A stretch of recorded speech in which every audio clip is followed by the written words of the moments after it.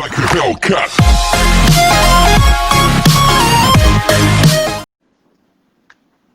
আসসালামু আলাইকুম সুপ্রিয় শিক্ষার্থীরা, কারিগরি শিক্ষা অধিদপ্তর ও A2I এর যৌথ উদ্যোগে পরিচালিত ডিপ্লোমা ইন ইঞ্জিনিয়ারিং কোর্সের ফেসবুক অনলাইন লাইভ ক্লাসে সকলকে স্বাগতম।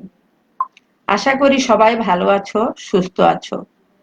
আজকের লাইভ ক্লাস পরিচালনায় তোমাদের সাথে আছি আমি Rehana Akter, instructor electronics technology, Dhaka polytechnic institute. প্রিয় শিক্ষার্থীরা, তোমরা আমাকে শুনতে পারছো কিনা একটু কমেন্ট করে জানাও। আজকে আমি চতুর্থ পর্ব ইলেকট্রনিক্স ও কম্পিউটার টেকনোলজির প্রিন্সিপালস অফ ডিজিটাল ইলেকট্রনিক্স সাবজেক্টটির ষষ্ঠ অধ্যায় নিয়ে আলোচনা করব। ষষ্ঠ অধ্যায়ে রয়েছে লজিক গেটের ইলেকট্রনিক সার্কিটের ধারণা। আজকের ক্লাস শেষে আমরা যা শিখব: স্ট্যান্ডার্ড টিটিএল ন্যান্ড গেটের কার্যপ্রণালী, সিমস ন্যান্ড ও নর গেটের কার্যপ্রণালী, বাফার, ট্রাইস্টেট ও এক্সপান্ডেবল লজিক গেটের বর্ণনা এবং অরিং ও এন্ডিং এর মূলনীতি। শিক্ষার্থীরা, গত ক্লাসে আমরা লজিক ফ্যামিলি ও তার শ্রেণীবিভাগ নিয়ে আলোচনা করেছি। বিভিন্ন প্রকার লজিক ফ্যামিলির মধ্যে বহুল ব্যবহৃত লজিক ফ্যামিলি হলো টিটিএল, অর্থাৎ ট্রানজিস্টর লজিক। টিটিএল এ ন্যান্ড গেটকে বেসিক গেট হিসাবে ব্যবহার করা হয়। আজকের আলোচনার প্রথমেই থাকছে স্ট্যান্ডার্ড টিটিএল ন্যান্ড গেটের কার্যপ্রণালী। আজকে আমরা দুইটি স্ট্যান্ডার্ড টিটিএল ন্যান্ড গেট নিয়ে আলোচনা করব। এক, totem pole output standard TTL NAND gate. দুই, open collector standard TTL NAND gate. এখন শিক্ষার্থীরা, আমরা এই সার্কিট দুটি নিয়ে আলোচনার আগে টিটিএল এর বৈশিষ্ট্যগুলি জেনে নিই। এটি বাইপোলার শ্রেণীভুক্ত। এতে মাল্টি ইমিটার ট্রানজিস্টর ব্যবহৃত হয়, আর উক্ত মাল্টি ইমিটারের সংখ্যাই হবে এর ইনপুট সংখ্যা। এই টিটিএল এর প্রপাগেশন ডিলে কম, সুতরাং এর স্পিড বেশি এবং এর fan out 10। Totem pole output standard TTL NAND gate. শিক্ষার্থীরা, আমরা এখানে চিত্রে totem pole output standard TTL NAND গেটের একটি সার্কিট দেখতে পাচ্ছি। এখানে Q1, Q2, Q3 এবং Q4 চারটি এনপিএন ট্রানজিস্টর ব্যবহার করা হয়েছে। এর Q1 ট্রানজিস্টরটি একটি মাল্টি ইমিটার ট্রানজিস্টর। এতে দেখো দুইটি ইমিটার ব্যবহার করা হয়েছে, সুতরাং এই সার্কিটটি একটি 2 ইনপুট বিশিষ্ট ন্যান্ড গেট হিসাবে কাজ করবে। এখানে দেখো এই যে R1 রেজিস্টর এবং Q1 ট্রানজিস্টরটি এই সার্কিটে এন্ড গেটের ফাংশন সম্পন্ন করবে, আর এই বাকি অংশটুকু নট গেটের ফাংশন সম্পন্ন করবে। ফলে টোটাল সার্কিটটি একটি ন্যান্ড গেট হিসাবে কাজ করবে।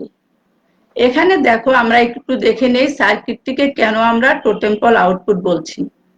এখানে Q3 ট্রানজিস্টরের ইমিটরের সাথে সিরিজে Q4 ট্রানজিস্টরের কালেক্টর সংযোগ করে সংযোগ স্থল থেকে Y আউটপুট বের করা হয়েছে। তাহলে এই ধরনের সংযোগকে টোটেম্পল আউটপুট বলা হয়। আর এখানে Q3 এর ইমিটরের সাথে Q4 এর কালেক্টরের মাঝে একটি ডায়োড ব্যবহার করা হয়েছে। এই ডায়োডটি ব্যবহার করার ফলে যখন Q3 ট্রানজিস্টরটি অন হবে তখন Q4 অফ কন্ডিশনে থাকবে। যদি এই ডায়োডটা আমরা ব্যবহার না করতাম তাহলে দুইটা ট্রানজিস্টর অর্থাৎ Q3 এবং Q4 একসাথে কি অন হয়ে যেত। তো এবার তাহলে শিক্ষার্থীরা, আমরা দেখি এই সার্কিটটি কিভাবে একটি টিটিএল ন্যান্ড গেট হিসাবে কাজ করবে। তো তার আগে আমরা টিটিএল এর ট্রুথ টেবিলটা একটু দেখে নিই। দেখো, এখানে যেহেতু 2 ইনপুট বিশিষ্ট ন্যান্ড গেট, তাহলে এর ইনপুট এ বি এবং আউটপুট এই ওয়াই এখানে দেখানো হয়েছে। এবং আমরা ন্যান্ড গেটের লজিক কি জানি, যে এর সবগুলি ইনপুট যদি লজিক 1 হয়, দেখো সবগুলি ইনপুট যখন লজিক 1 তখন আউটপুট লজিক 0, আর বাকি তিনটা কন্ডিশনে কিন্তু আউটপুট লজিক 1। তাহলে এখন আমরা এখানে Q1 ট্রানজিস্টরের ইমিটার এ এবং বি তে ইনপুট দিব। প্রথমেই আমরা এ তে 0 এবং বি তে 0 দিব। তাহলে যেহেতু দেখো এই ট্রানজিস্টরটি একটি এনপিএন ট্রানজিস্টর, তাহলে এর বেজ হবে পি টাইপ এবং এর ইমিটার দুইটি এন টাইপ এবং কালেক্টরটি এন টাইপ।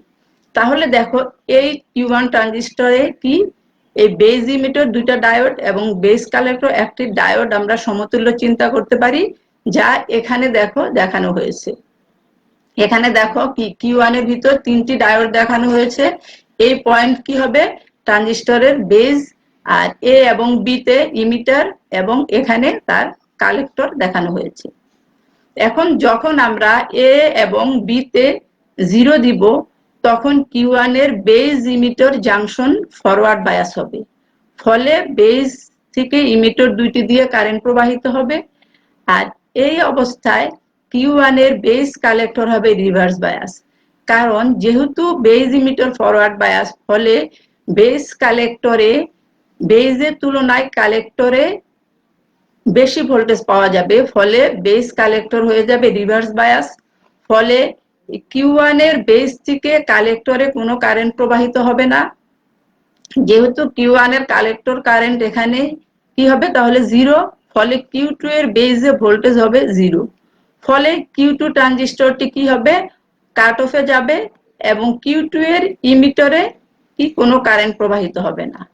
আবার যেহেতু এই Q2 এর ইমিটার কারেন্ট আবার Q2 এর বেজে যাবে, ফলে Q2 এর বেজে আমরা কি কোনো ভোল্টেজ পাবো না, ফলে Q4 ট্রানজিস্টরটি কি কাট অফে যাবে।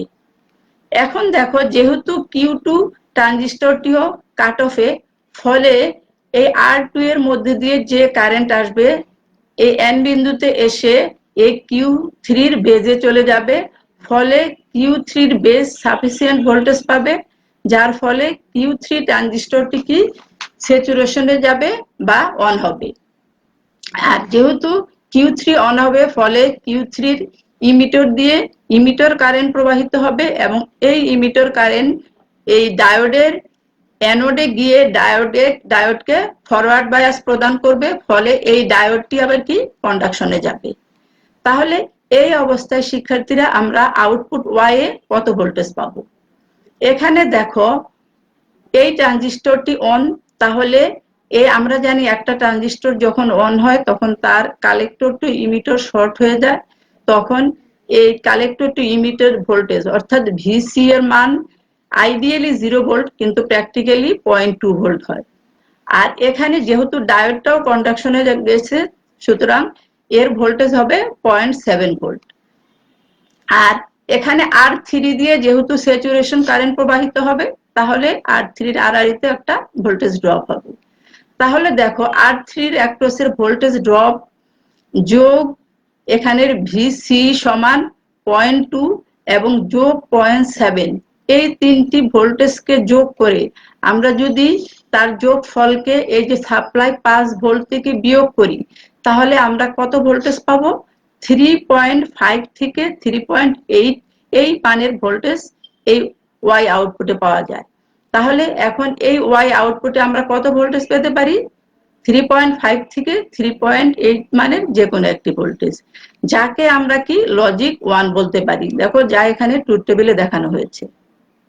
তাহলে আমরা শিক্ষার্থীরা এ এবং বি তে 0 দিয়ে আমি আউটপুটে কি লজিক 1 পেলাম।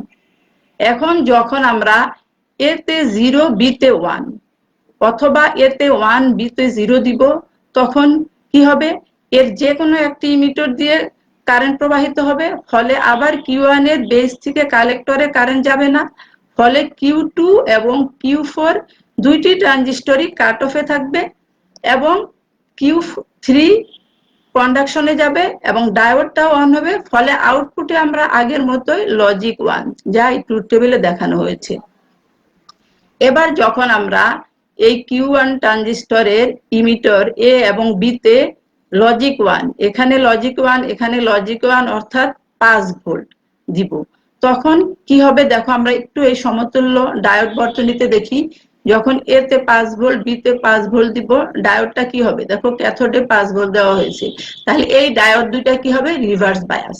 তাহলে এই Q1 এর বেজ ইমিটার হবে রিভার্স বায়াস, ফলে বেজ ইমিটার দিয়ে কোনো কারেন্ট প্রবাহিত হবে না, এবং এই অবস্থায় বেজ কালেক্টর হবে ফরওয়ার্ড বায়াস, ফলে এই কালেক্টর দিয়ে কারেন্ট প্রবাহিত হবে, এবং এই কারেন্ট আবার Q2 এর বেজে গিয়ে তাকে বেজ বায়াস দিবে, ফলে Q2 ট্রানজিস্টরটি অন হবে এবং Q2 এর ইমিটর দিয়ে কারেন্ট প্রবাহিত হবে। এই কারেন্ট আবার এই R4 এবং Q4 এর বেজে যাবে, ফলে Q4 ট্রানজিস্টর আবার বেজ ভোল্টেজ পাবে, ফলে Q4 ট্রানজিস্টরটি এখন অন হবে।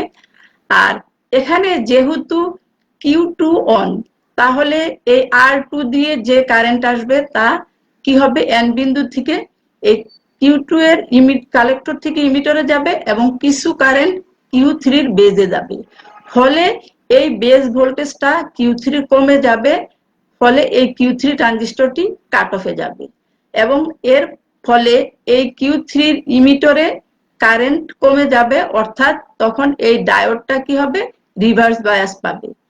এখন তাহলে আমরা আউটপুটে কত ভোল্টেজ পাবো দেখো, যেহেতু আউটপুটটা এখন এই Q4 ট্রানজিস্টরটি অন, অর্থাৎ এর কালেক্টর টু ইমিটার শর্ট, তাহলে আমরা আউটপুটে 0.2 ভোল্ট অর্থাৎ লজিক 0 পাবো। তাহলে দেখো শিক্ষার্থীরা, আমরা কি দেখতে পাচ্ছি যে এই সার্কিটটি এই একটি টিটিএল ন্যান্ড গেটের সার্কিট হিসেবে কাজ করছে, সুতরাং এটি একটি টিটিএল ন্যান্ড গেট।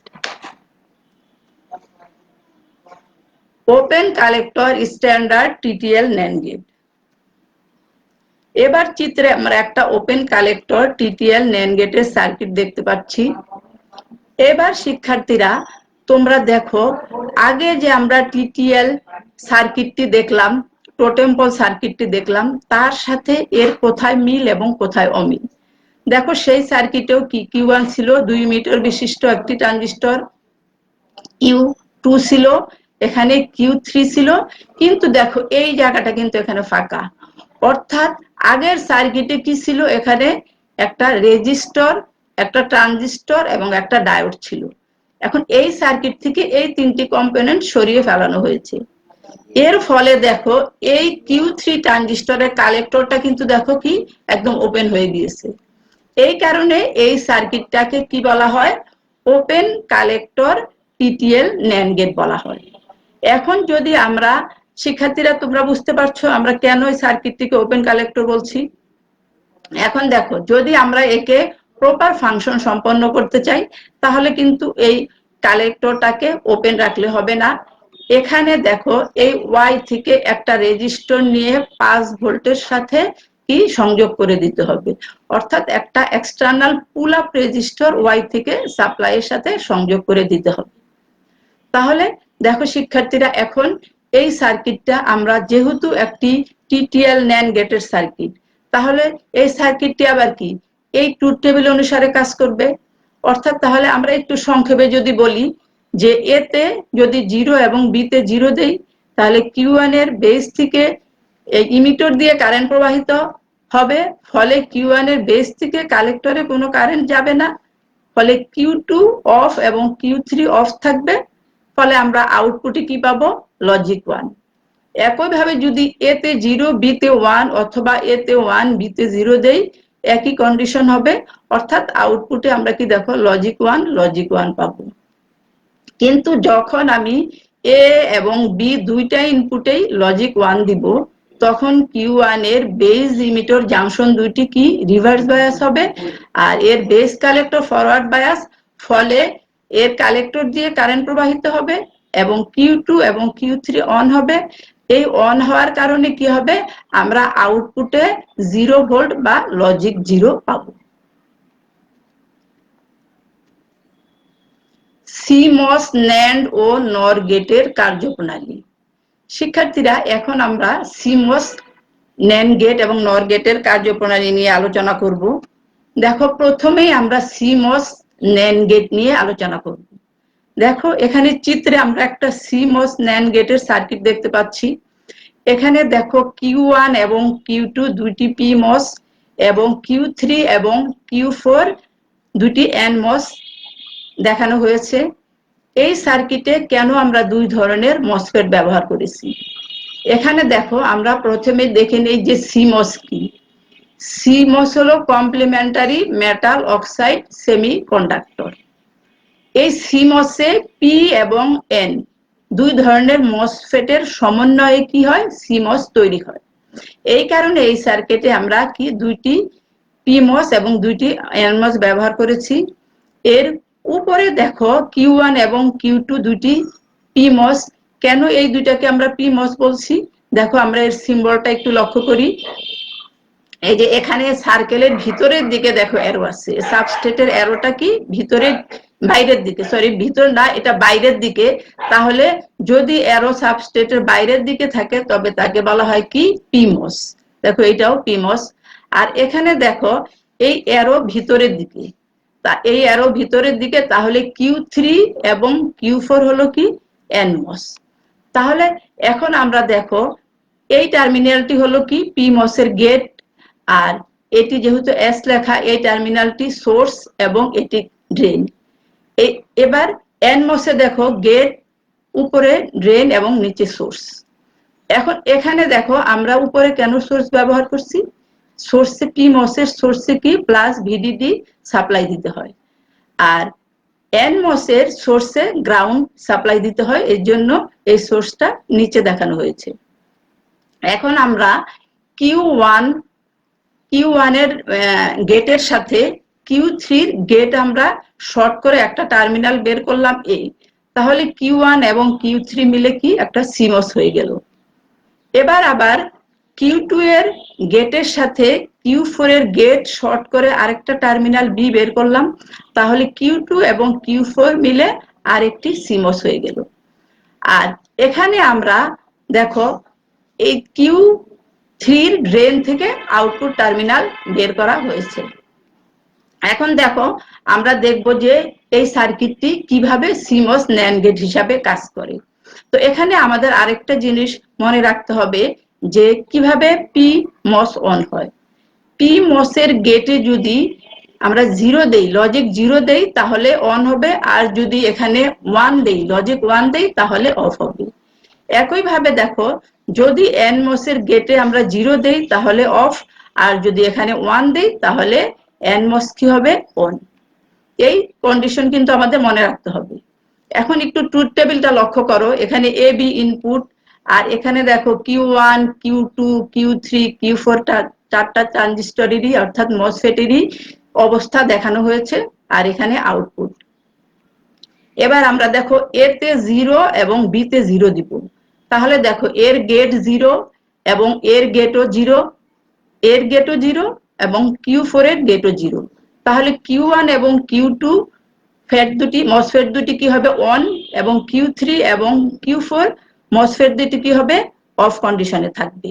এখন যেহেতু এই দুইটা অন, তাহলে কি সোর্স টু ড্রেন শর্ট হয়ে যাবে, এটাও শর্ট হয়ে যাবে, আর ড্রেন টু সোর্স ওপেন, এই ড্রেন টু সোর্স কি হবে ওপেন, যা এখানে সমতুল্য সুইচিং সার্কিটে আমরা দেখিয়েছি। দেখো এতে 0 বিতে 0, তাহলে দেখো Q1 Q2 দেখো এই শর্ট সুইচের মতো কাজ করবে, এবং Q3 এবং Q4 ওপেন সুইচের মতো কাজ করবে। ফলে দেখো কি হবে, এই যে প্লাস ভিডিডিটা এই দুইটা শর্ট পথে এই ওয়াই আউটপুটে কানেক্ট হবে, আর যেহেতু দেখো Q3 এবং Q4 ওপেন, ফলে এই গ্রাউন্ডটা কিন্তু এই আউটপুট থেকে ডিসকানেক্ট হবে। ফলে আমরা আউটপুটে কি পাবো, এই প্লাস ভিডিডি পাবো। দেখো এই যে আউটপুটে প্লাস ভিডিডি দেওয়া আছে, যাকে আমরা কি লজিক 1 বলতে পারি। এবার যখন এতে 0 বিতে আমি ভিডিডি দিব, তখন কি হবে দেখো Q1 on, Q2 of, Q3 of এবং Q4 কি হবে অন। এখন দেখো যেহেতু এই Q3 অফ, তাহলে এখানে কিন্তু ওপেন সার্কিট, আর তাহলে এই গ্রাউন্ডটা কি এই আউটপুট থেকে ডিসকানেক্ট, আর যেহেতু এখানে Q1 শর্ট, ফলে ভিডিডিটা এই পথে ওয়াই এ চলে আসবে, ফলে আমরা আউটপুটে কি পাবো এই কন্ডিশনে ভিডিডি, যা দেখো এখানে আউটপুটে দেখানো হয়েছে। আবার যখন দেখো এই এ তে ভিডিডি এবং বি তে আমি 0 দিব, এখানে ভিডিডি কিন্তু কি লজিক 1 দিব, তখন কি হবে দেখো তিনটি মসফেটের কি অবস্থা হবে, Q1 হবে কি of, Q2 on, Q3 on, আবার Q4 অফ। যেহেতু Q4 অফ তাহলে এইটা আবার কি হবে, এর হলো ড্রেন টু সোর্স ওপেন হয়ে যাবে, ফলে এইখানে শর্ট হওয়ার সত্ত্বেও Q3 শর্ট হওয়ার সত্ত্বেও Q4 ওপেন হওয়ার কারণে এই গ্রাউন্ডটা ওয়াই থেকে ডিসকানেক্ট। আর যেহেতু এখানে Q2 অন, ফলে এখানে শর্ট সার্কিট হবে, ফলে এই প্লাস ভিডিডি ওয়াই আউটপুটে আসবে এবং আউটপুটে আমরা কি ভিডিডি পাবো। এবার দেখো যখন আমরা এ এবং বি দুইটা ইনপুটেই ভিডিডি দিব, তখন কি হবে, Q1 এবং Q2 কি হবে অফ এবং Q3 এবং Q4 হবে অন। অর্থাৎ দেখো এখানেও শর্ট সার্কিট, এখানেও শর্ট সার্কিট, ফলে এই গ্রাউন্ডটা কি ওয়াই এর সাথে কানেক্ট হবে। আর যেহেতু Q1 এবং Q2 অফ, ফলে এখানে ওপেন সার্কিট, ফলে এই প্লাস ভিডিডি কিন্তু আউটপুট থেকে ডিসকানেক্ট হবে, ফলে আমরা আউটপুটে কি 0 ভোল্ট বা লজিক 0 পাবো। তাহলে আমরা কি দেখতে পাচ্ছি শিক্ষার্থীরা, এই সার্কিট অর্থাৎ ন্যান্ড গেটের সার্কিট অনুসারে এই সিমস সার্কিটে কাজ করছে, সুতরাং এটি একটি সিমস ন্যান্ড গেট। এবার আমরা সিমস নর গেট নিয়ে আলোচনা করব। দেখো এখানে সিমস নর গেটের সার্কিট দেখানো হয়েছে।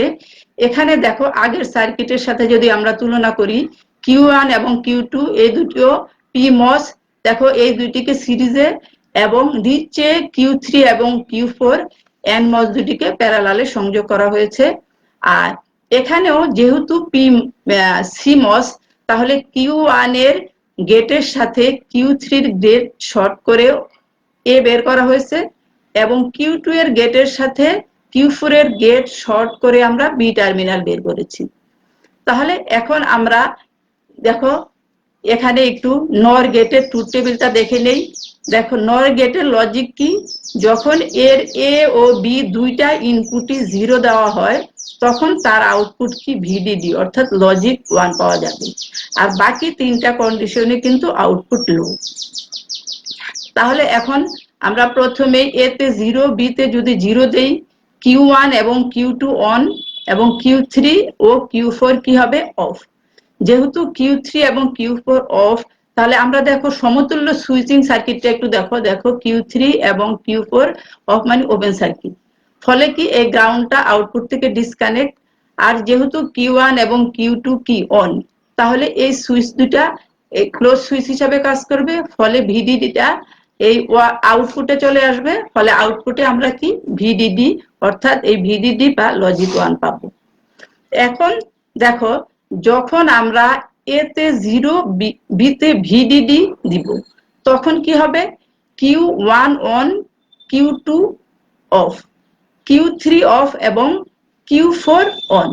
এখন দেখো যেহেতু Q4 এখানে অন, তাহলে এই Q4 কিন্তু শর্ট সার্কিট হয়ে যাবে, ড্রেন টু সোর্স শর্ট, যদিও Q3 ওপেন, যেহেতু দুইটি প্যারালালে, ফলে এই গ্রাউন্ডটা ওয়াই এর সাথে কি এই পথে কানেক্ট হবে। আর এখানে যেহেতু Q2 অফ, ফলে এখানে কিন্তু ওপেন সার্কিট, ফলে এই Q1 শর্ট হওয়া সত্ত্বেও Q2 যেহেতু ওপেন, ফলে ভিডিডিটা ওয়াই আউটপুটে কানেক্ট হবে না, ফলে আমরা আউটপুটে কি 0 পাবো। এবার যখন এ তে ভিডিডি এবং বি তে আবার আমরা 0 দিব, তখন কি হবে, Q1 of, Q2 on, Q3 on এবং Q4 এবার অফ। তাহলে কি Q3 শর্ট হয়ে গেল, ফলে এই গ্রাউন্ডটা এই পথে কি এই আউটপুটে কানেক্ট হবে। আর যেহেতু এখানে Q1 অফ, দেখো এই Q1 কিন্তু অফ, তাহলে এখানে ওপেন সার্কিট, ফলে ভিডিডি কিন্তু ওয়াই এ আউটপুটে আসতে পারবে না, ফলে আউটপুটে আমরা আবার কি লজিক 0 পাবো। একইভাবে যখন এ এবং বি দুইটা ইনপুটে কি দিব আমরা ভিডিডি, তাহলে কি হবে, Q1 এবং Q2 অফ এবং Q3 এবং Q4 অন, অর্থাৎ দুইটি Q3 এবং Q4 দুইটি শর্ট সার্কিট, ফলে কি হবে গ্রাউন্ডটা ওয়াই এ কানেক্ট হবে। আর যেহেতু এখানে Q1 এবং Q2 দুইটি ওপেন, ফলে ওপেন সার্কিট পুরোপুরি, ফলে এই ভি আউটটা কিন্তু এই আউট ভি প্লাস ভিডিডি কিন্তু এই আউটপুটে কি কানেক্ট হবে না, ফলে আমরা আউটপুটে কি লজিক 0 পাবো। তাহলে শিক্ষার্থীরা আমরা দেখতে পাচ্ছি যে এই সার্কিটটিও নর গেটের ট্রুথ টেবিল অনুসারে কাজ করছে, সুতরাং এটি একটি সিমস নর গেট। এবার আমরা বাফার, ট্রাই স্টেট এবং এক্সপান্ডেবল গেট নিয়ে আলোচনা করব। প্রথমে দেখি বাফার। বাফার হলো এমন একটা লজিক সার্কিট যা কারেন্ট বা পাওয়ারকে অ্যাম্পলিফাই করে। এখানে দেখো একটি বাফারের প্রতীক দেখানো হয়েছে, এর একটি ইনপুট এবং একটি আউটপুট। এর লজিক হলো কি, এর ইনপুটে যদি 0 দেওয়া হয় তাহলে আউটপুটে 0 পাওয়া যাবে, এবং ইনপুটে যদি 1 দেওয়া হয় আউটপুটে 1 পাওয়া যাবে। এই বাফার মূলত প্রাথমিকভাবে লজিক সার্কিটের ড্রাইভিং ক্ষমতা বাড়িয়ে দেয় এবং সিগন্যালে যদি কোনো ত্রুটি থাকে তাকে মিনিমাইজ করে পরবর্তী সার্কিটকে ড্রাইভ করে। একে বাফার ড্রাইভার অথবা বাফার ড্রাইভার বলা হয়। দুইটি বাফার আইসির নাম্বার হলো 7406 এবং 7407। ট্রাই স্টেট বা 3 অবস্থা লজিক গেট।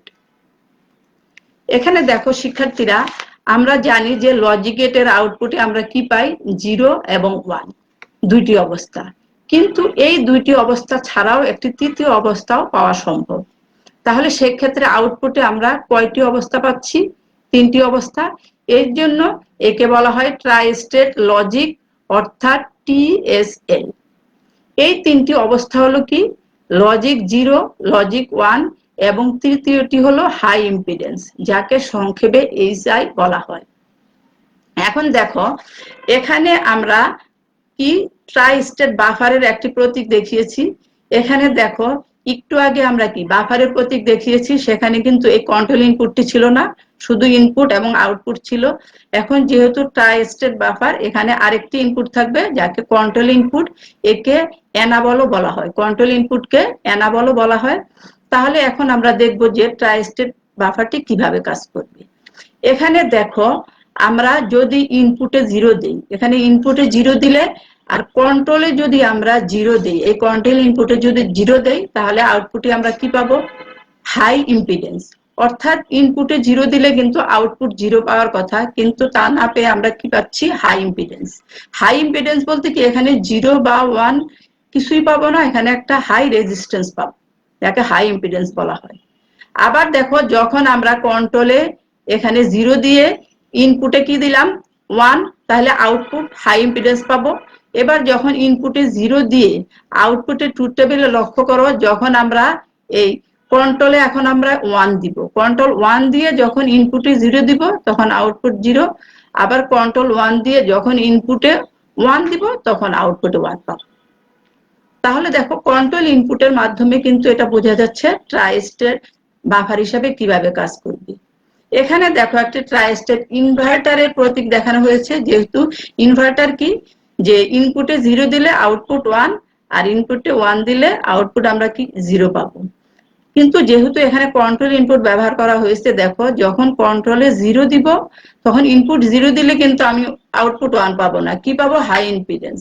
আবার দেখো ইনপুটে 1 দিলাম, যেহেতু কন্ট্রোল 0 তাহলে আউটপুট হাই ইম্পিডেন্স। একইভাবে যখন আমরা কন্ট্রোলে 1 দিব এবং ইনপুটে 0 দিলে আউটপুট 1 আর ইনপুটে 1 দিলে আমি আউটপুট 0 পাবো। এক্সপান্ডেবল লজিক গেট। এক্সপান্ডেবল লজিক গেট হলো এমন একটা আইসি যার মাধ্যমে আমরা অনেকগুলি লজিক গেটের ফাংশন সম্পন্ন করতে পারি। দেখো এখানে চিত্রে CD4048B একটি এক্সপান্ডেবল লজিক গেটের আইসির পিন ডায়াগ্রাম দেখানো হয়েছে। এর ইনপুট হলো 8টি। দেখো এখানে A B C D এখানে 4টি input, E F G H এখানে তার 4টি ইনপুট, আর Y হলো তার আউটপুট। আর এখানে দেখো কে এ, কে সি, কে বি এবং কে ডি হলো তার কি কন্ট্রোল ইনপুট।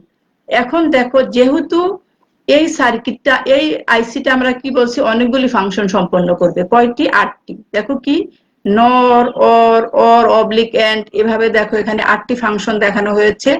এখন দেখো যখন কে এ, কে বি, কে সি 3টি 0 হবে তখন আমরা কি নর গেটের ফাংশন পাবো।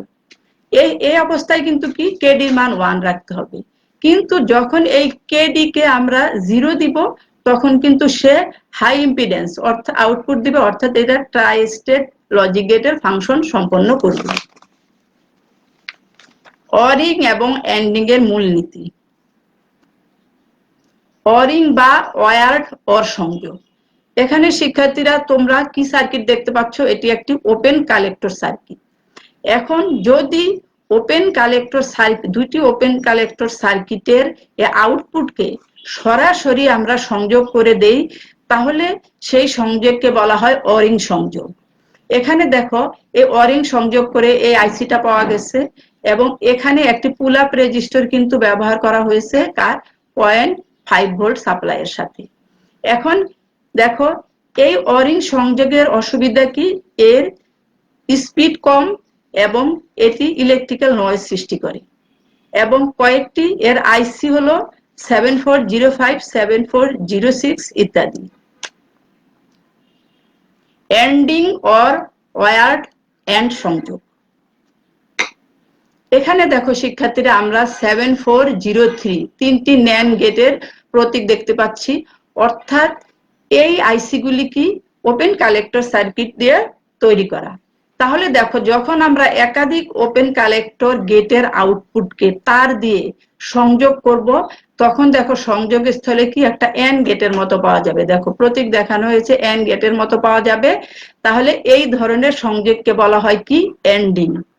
এখন এই সংযোগের ক্ষেত্রেও এই যে আউটপুটকে কিন্তু পুল আপ রেজিস্টরের মাধ্যমে সাপ্লাই 5 ভোল্টের সাথে সংযোগ করতে হবে। তবে লক্ষ্য রাখতে হবে এই এন্ডিং সংযোগ কিন্তু কখনো টোটেম পোল সার্কিটের আউটপুটে করা যাবে না, কারণ এতে সার্কিট শর্ট হয়ে যেতে পারে এবং গেট নষ্ট হয়ে যেতে পারে। তাহলে শিক্ষার্থীরা আজকে আমাদের এই ছিল আলোচনা। আজকে বাড়ির কাজ দেখো।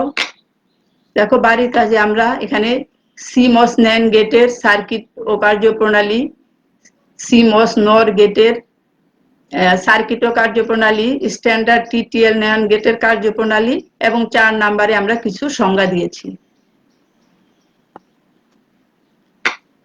শিক্ষার্থীরা আজকে আমরা যা পড়ালাম তার মধ্যে যদি তোমাদের কোনো প্রশ্ন থাকে তাহলে তোমরা কমেন্ট করে করতে পারো। আগামী ক্লাসে আমরা আলোচনা করব 7ম অধ্যায় নিয়ে ডিজিটাল আইসি সমূহের ধারণা।